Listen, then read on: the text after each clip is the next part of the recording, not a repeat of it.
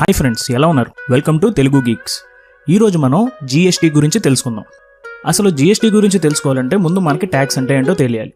Tax అంటే మనం గవర్నమెంట్కి కట్టే డబ్బులు. అలా కట్టిన డబ్బుల్ని గవర్నమెంట్ తిరిగి మన కోసం ఖర్చు పెడుతుంది. అసలు ఈ ట్యాక్స్ అనేది మనం ఎందుకు కట్టాలి?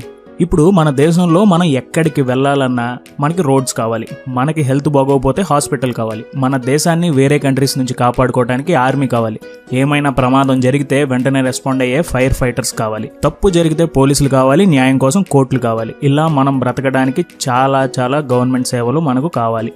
ఇవన్నీ గవర్నమెంట్ మెయింటైన్ చేయాలంటే గవర్నమెంట్కి డబ్బులు కావాలి. సో ఆ డబ్బుని మనం ట్యాక్స్ రూపంలో గవర్నమెంట్కి ఇస్తాం. ఆ డబ్బుతో గవర్నమెంట్ రోడ్లు, hospitals, fire station, police station, army, courts ఇవన్నీ మెయింటైన్ చేస్తుంది. అంటే మనం ఇచ్చే డబ్బు ఇండైరెక్ట్గా మన కోసమే అని అర్థం. సరే, ట్యాక్స్ అంటే ఏంటో తెలుసుకున్నాం, ట్యాక్స్ ఎందుకు కట్టాలో కూడా తెలుసుకున్నాం. అసలు ట్యాక్స్ ఎన్ని రకాలు? ట్యాక్స్ 2 రకాలు: direct tax, indirect tax. Direct tax అంటే మనం డైరెక్ట్గా గవర్నమెంట్కి కట్టే tax. For example income tax, corporate tax, property tax, ఇలా అనమాట. డైరెక్ట్ ట్యాక్స్ అనేది ఎంత సంపాదిస్తే అంత ఎక్కువ కట్టాలి. ఇప్పుడు నెలకి 1,00,000 సంపాదించేవాడు కొంచెం ఎక్కువ ట్యాక్స్ కడతాడు, 10,000 సంపాదించేవాడు కొంచెం తక్కువ ట్యాక్స్ కడతాడు. అలాగే ప్రాపర్టీ ఎక్కువ కొనేవాడు ఎక్కువ ట్యాక్స్ కడతాడు, తక్కువ కొనేవాడు తక్కువ ట్యాక్స్ కడతాడు.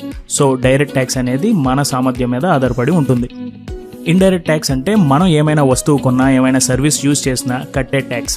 ఇది మనం ఒక ఐటమ్ కొన్నప్పుడు దాని మీద వ్యాట్ అని, లేకపోతే మనం ఏమైనా రెస్టారెంట్లో తిన్నప్పుడు సర్వీస్ ట్యాక్స్ అని కడుతూ ఉంటాం. ఇది డైరెక్ట్గా గవర్నమెంట్కి ఇవ్వం, బట్ లాస్ట్కి ఇది గవర్నమెంట్కే వెళ్తుంది.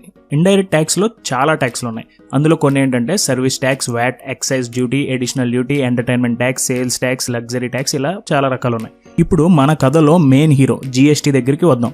జీఎస్టీ అంటే గూడ్స్ అండ్ సర్వీస్ ట్యాక్స్. అంటే ఏ ట్యాక్స్ అయినా గూడ్స్ అండ్ సర్వీస్ కి రిలేట్ అయ్యి ఉంటే అవన్నీ జీఎస్టీ అండర్లోకి వస్తాయి. జీఎస్టీ అనేది ఇండైరెక్ట్ ట్యాక్సెస్ మొత్తాన్ని రీప్లేస్ చేస్తుంది. అసలు జీఎస్టీ ఎలా పనిచేస్తుందో తెలియాలంటే మనం ముందు మన ట్యాక్స్ సిస్టమ్ గురించి తెలుసుకోవాలి. మనకి ప్రతి బిజినెస్ లో ఒక మ్యానుఫ్యాక్చరర్, డిస్ట్రిబ్యూటర్, రిటైలర్, కన్జ్యూమర్లు ఉంటారు. ఇప్పుడు ప్రస్తుతం గవర్నమెంట్ ట్యాక్స్ 10% అనుకుందాం. మ్యానుఫ్యాక్చరర్ 50 రూపీస్కి రా మెటీరియల్ తెచ్చుకుని ఇంకో 50 రూపీస్ ఖర్చు పెట్టి ఒక సైకిల్ తయారు చేశాడు అనుకుందాం. అప్పుడు అది డిస్ట్రిబ్యూటర్కి అమ్మేటప్పుడు 50 + 50 = 100 రేట్కి 10% ట్యాక్స్ కలిపి, అంటే 100లో 10% అంటే 10 రూపీస్, టోటల్ 110 అవుతుంది. ఈ 110కి డిస్ట్రిబ్యూటర్కి అమ్మేస్తాడు.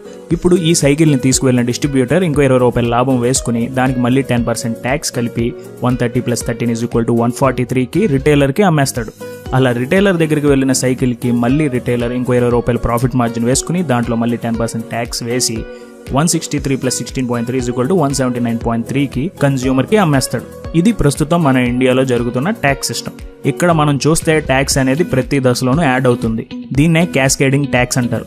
ఈ క్యాస్కేడింగ్ ట్యాక్స్ వల్ల ప్రతి ఒక్కరూ ప్రతి దశలో ఆల్రెడీ కట్టిన ట్యాక్స్ మీద మళ్ళీ ట్యాక్స్ కడుతున్నారు. జీఎస్టీ దీనికి కళ్ళెం వేస్తుంది.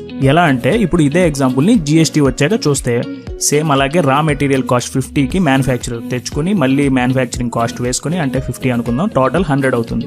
ఇప్పుడు దీంట్లో జీఎస్టీ కూడా 10% అనుకుందాం. కానీ జీఎస్టీ ఓన్లీ అతని మ్యానుఫ్యాక్చరింగ్ కాస్ట్ మీదే పడుతుంది. అప్పుడు 50లో 10% అంటే 5 రూపీస్. సో ఇప్పుడు టోటల్ వాల్యూ వచ్చి 100 + 5 = 105కి డిస్ట్రిబ్యూటర్కి అమ్మేస్తాడు. డిస్ట్రిబ్యూటర్ 105కి సైకిల్ని కొనుక్కుని 105 + 20 అతని ప్రాఫిట్ మార్జిన్ వేసుకుని 125కి ఇప్పుడు మళ్ళీ 10% జీఎస్టీ తన ప్రాఫిట్ మార్జిన్లో పడుతుంది. అంటే 20 రూపీస్లో 10% అంటే 2 రూపీస్.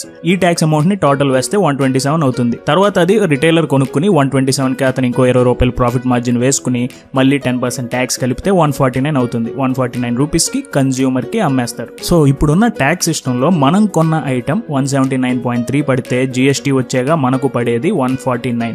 ఇక్కడ జీఎస్టీ లాజిక్ ఏంటంటే ఇప్పుడున్న ట్యాక్స్ సిస్టంలో మనం మ్యానుఫ్యాక్చరర్ ఆల్రెడీ కట్టిన ట్యాక్స్ ని డిస్ట్రిబ్యూటర్ కడుతున్నాడు, డిస్ట్రిబ్యూటర్ ఆల్రెడీ కట్టిన ట్యాక్స్ ని రిటైలర్ కడుతున్నాడు, రిటైలర్ ఆల్రెడీ కట్టిన ట్యాక్స్ ని మళ్ళీ కన్జ్యూమర్ కడుతున్నాడు. అలా కాకుండా జీఎస్టీ వస్తే ఆ ట్యాక్స్ అనేది ఎవరికి వారు వేసుకునే ప్రాఫిట్ మార్జిన్ కి ట్యాక్స్ కడితే సరిపోతుంది. ఇక్కడ జీఎస్టీలో 3 రకాలు ఉన్నాయి. ఒకటి సిజిఎస్టీ, ఇంకోటి ఎస్జిఎస్టీ అండ్ ఇంకోటి ఐజిఎస్టీ. సిజిఎస్టీ అనేది మనం డైరెక్ట్గా సెంట్రల్ గవర్నమెంట్కి కట్టే ట్యాక్స్.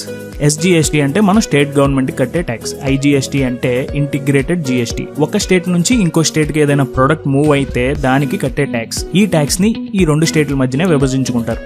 ఇప్పుడు జీఎస్టీ వల్ల అడ్వాంటేజెస్ ఏంటో చూద్దాం. మెయిన్ అడ్వాంటేజ్ ఏంటంటే దాదాపుగా స్టేట్కి కట్టే ట్యాక్స్లలో 17 ట్యాక్సెస్ని ఈ జీఎస్టీ రీప్లేస్ చేస్తుంది. దానివల్ల మనం ఎప్పుడు బిల్లులు కట్టేటప్పుడు ఏ ట్యాక్స్లు వేశారని చూడాల్సిన అవసరం లేదు. జీఎస్టీ ఎంత ఉందో తెలుసుకుంటే సరిపోతుంది.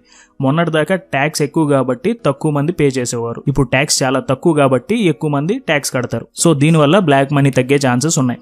మన రెవెన్యూ కూడా పెరుగుతుంది. ఇండియా మొత్తం కామన్ మార్కెట్ అవుతుంది. లాజిస్టిక్ రేట్స్ పడిపోతాయి. మన కంట్రీలో బిజినెస్ చేయడానికి వేరే కంట్రీస్ నుంచి వ్యాపారస్తులు వస్తారు. దీనితో మన జీడిపి కూడా గ్రోత్ ఉంటుంది. అండ్ ఇంకొకటి ఏంటంటే alcohol, petroleum products and electricity మీద జీఎస్టీ ఉండదు. అండ్ ఆల్రెడీ గవర్నమెంట్ కొన్ని లిస్ట్ దింపింది. దాంట్లో ఏ ప్రోడక్ట్ పైన ఎంత జీఎస్టీ అనేది వివరంగా ఇచ్చారు. సో చూడాలి ఇది జూలై 1 నుంచి అమలయ్యి ఎన్ని మార్పులు తెస్తుందో. జీఎస్టీ నిజంగా కామన్ మ్యాన్ కి ఉపయోగపడుద్దంటారా లేదా కామెంట్ చేయండి.